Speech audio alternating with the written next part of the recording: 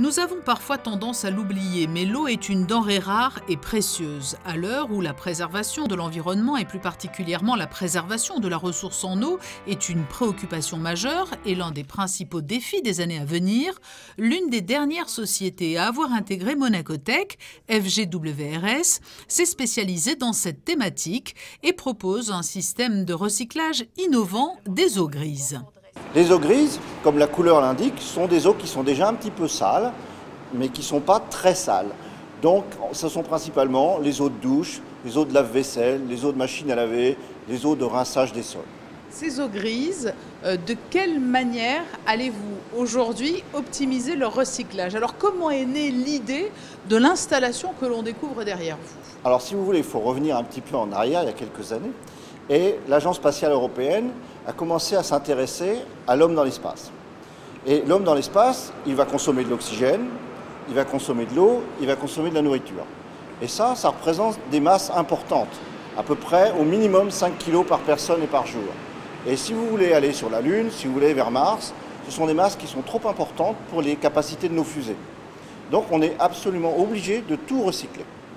Donc, depuis une vingtaine d'années, l'Agence spatiale européenne développe des technologies pour recycler les eaux, et notamment les eaux grises. Le procédé a été testé sur la base isolée de Concordia en Antarctique où il a fait ses preuves. Aujourd'hui, une nouvelle étape est donc sur le point d'être franchie avec la commercialisation de ces outils de recyclage. L'hôtel Fairmont se prête au jeu depuis quelques mois. Nous avons créé ce démonstrateur qui est derrière nous, qui est une véritable station d'acquisition de données et qui fonctionne au Fairmont de Monte-Carlo depuis le début de l'année. Il est connecté à 4 chambres dont on collecte les eaux grises. Il fonctionne de façon complètement automatique en fonction du taux d'occupation des chambres. On récupère les données, on les analyse, ce qui nous permet d'avoir de véritables données en termes de température, tous les paramètres nécessaires à suivre son fonctionnement. Et on procède aussi à des prélèvements pour faire des analyses avec un laboratoire accrédité COFRAC. Ces analyses sont suivies par plusieurs services du gouvernement de Monaco et notamment la division de sécurité sanitaire et alimentaire et nous ont permis de démontrer que la qualité d'eau qui était produite était parfaitement parfaite. Et voici le principe de ce procédé promis à un bel avenir.